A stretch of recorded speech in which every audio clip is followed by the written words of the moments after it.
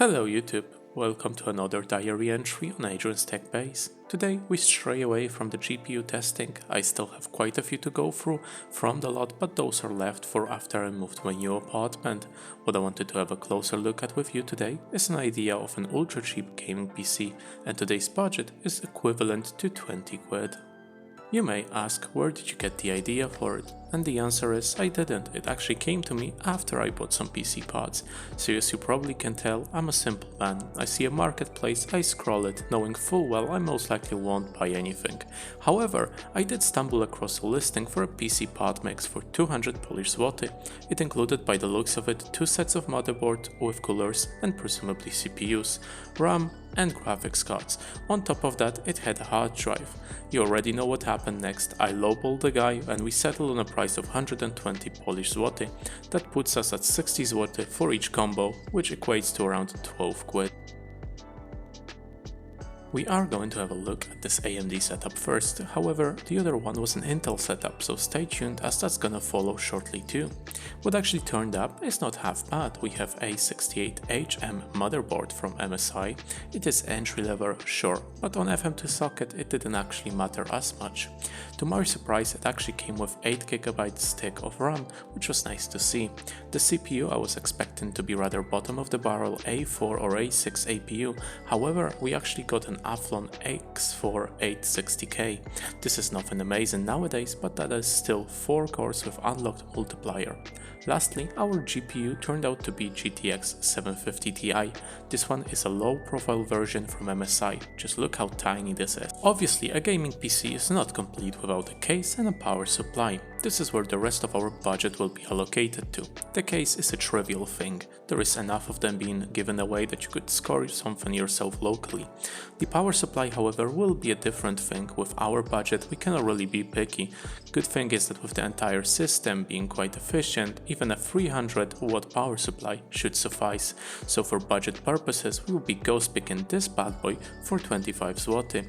Anything that supplies at least 20 amps at 12 volt rail should be decent enough, especially if we won't go to town with the overclock. With our budget not being too big, an SSD is really the least of our worries. That's why for the purpose of this challenge we'll be using the hard drive that came with the parts, and we will be removing 20 zloty from the budget for it.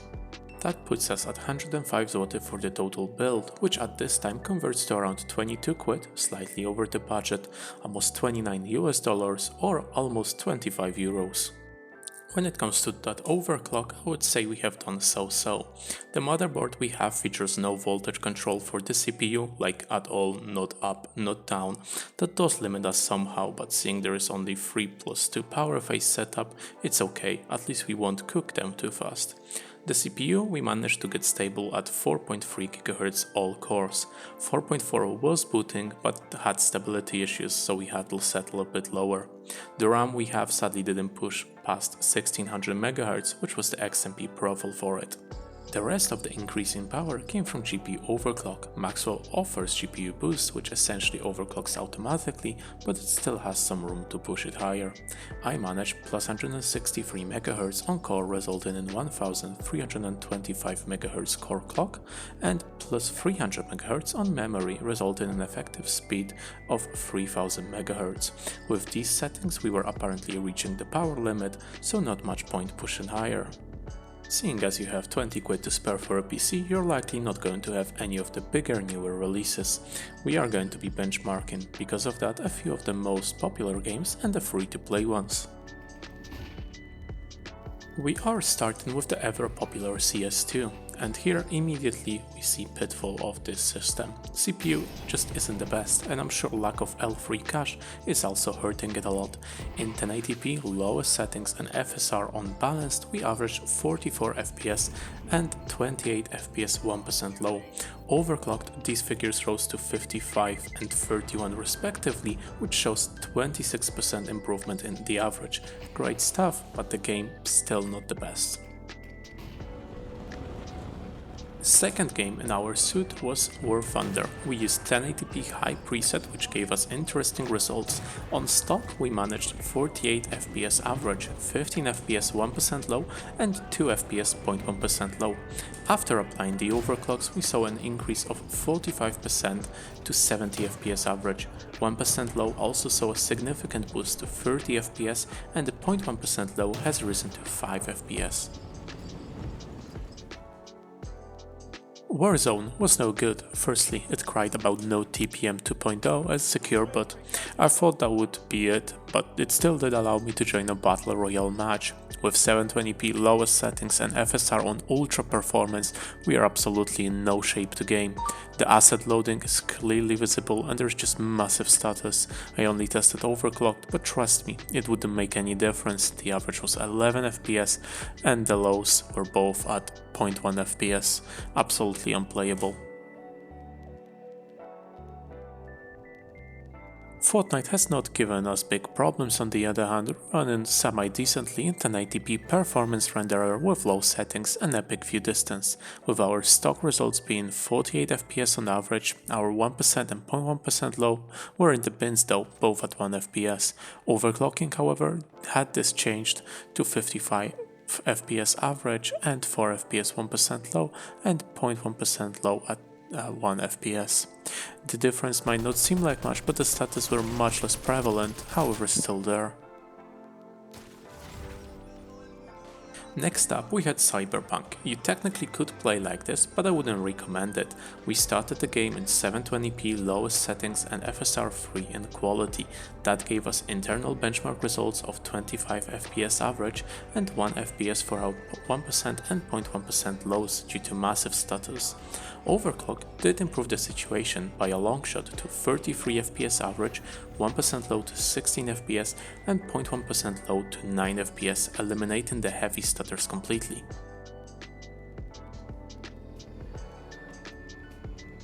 GTA 5 was a mixed bag. We used 1080p with high settings and max sliders. With these settings, the results are troubling to say the least. Stock, we managed 49 FPS average, 13 FPS 1% low, and 1 FPS 0.1% low. This may not seem that bad, but the game suffered from asset loading, and severely. It wasn't just binary trash not loading, just entire sections of the streets or buildings would simply not load, causing it to be quite a problem. This was almost completely solved when overclocked, but our FPS strangely took a dive to 38 FPS average, 7 FPS 1% low, and 2 FPS 0.1% low.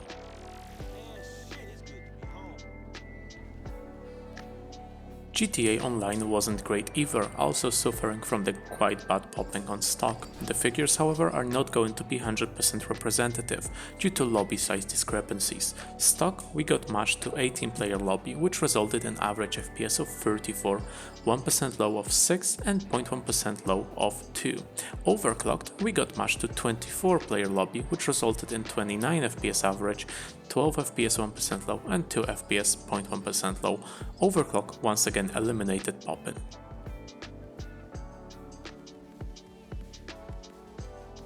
Lastly, on our list we have Rocket League. I decided to just go with whatever was default settings here, which ended up being 1080p resolution with max settings and FXAA on high.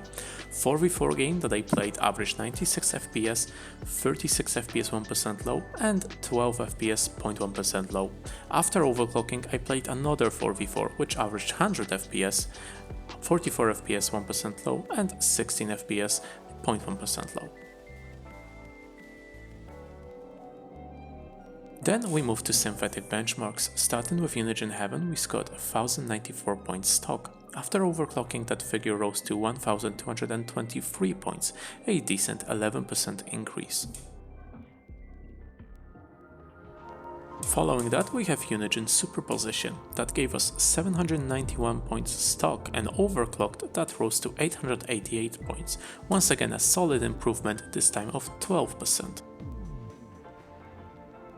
Then we have the 3D Mark's Firestrike that gave us a total system score of 3,869 points, GPU score of 4,542 points, and CPU score of 4,266 points.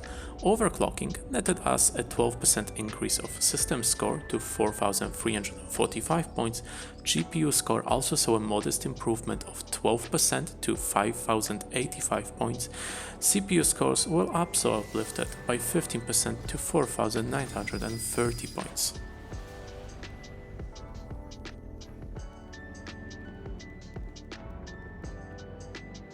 Last on our benchmark list we have 3D Mark's Time Spy. Stock our system score was 1,312 points, GPU score 1,263 points, and CPU score 1,687 points. After applying the overclock, we once again see improvements, 13% to total score, lifting it to 1,483 points, 13% to GPU score, lifting it to 1,434 points, and 9% to CPU score, lifting it to 1,849 points.